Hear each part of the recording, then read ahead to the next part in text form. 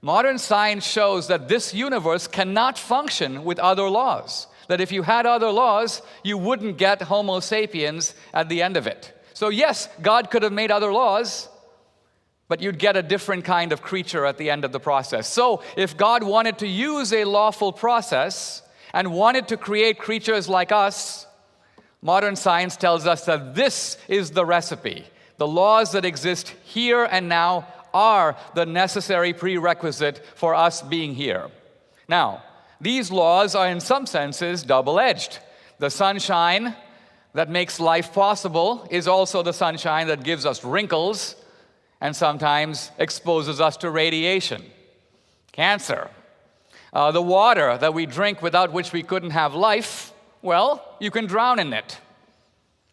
And so these laws are of such a kind that they can, by themselves, impose hardship, impose suffering. But here's the other side of it.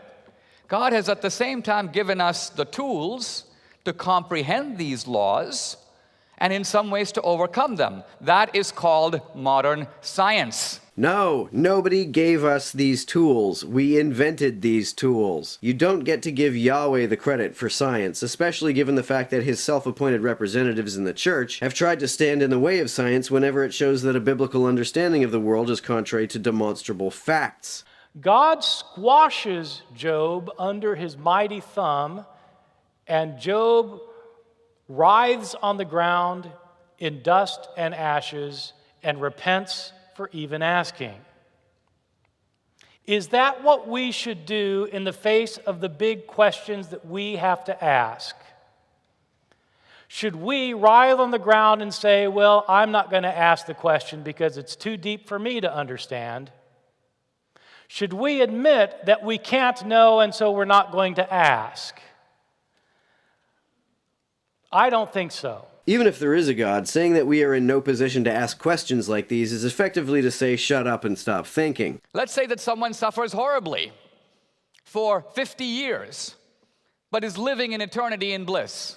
Has God wronged such a person? Yes, of course. If a God is capable of giving that person an eternity of bliss without the 50 years of suffering, then I see it as perfectly reasonable to say that this God has wronged that person. What was happening in the Garden of Eden? Basically, the Garden of Eden was a place, a sphere, a dimension, if you will, under God's direction.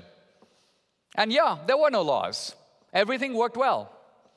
Perhaps E was not equal to MC square in the Garden of Eden. I don't know. Has D'Souza already forgotten that just 10 minutes prior he said this? If you had other laws, you wouldn't get Homo sapiens at the end of it. Then how the fuck did he get Homo sapiens in the Garden of Eden where there supposedly are no laws? Holy fuck, what a shithead.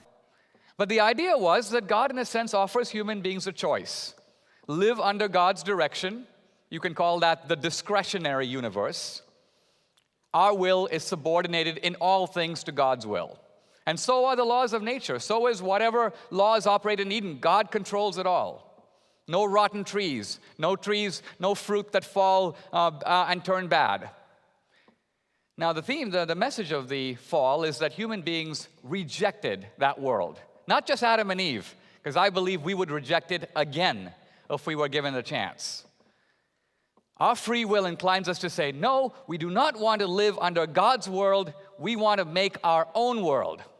And that means we want to live under our will and do things the way we see fit and manipulate the universe and the earth in the way that we deem best, not God. When I read Genesis, I do not at all get the impression that Adam and Eve had much understanding of what the consequences of their actions would be. In fact, they ate from the tree because the snake lied to them about what those consequences would be. They were deceived into disobeying Yahweh. But let's say it's the case that humans really chose the fallen world over Eden and that we would choose it again. If this is true, Eden must be a really shitty place. And if living in such a discretionary universe is not preferable to living on Earth, then why should any of us look forward to heaven? Wouldn't heaven also be this kind of discretionary universe? God gave us as a sort of a trial period to decide if we want to live in that other world, always available to us, in which we operate constantly and unremittingly under God's authority and God's will.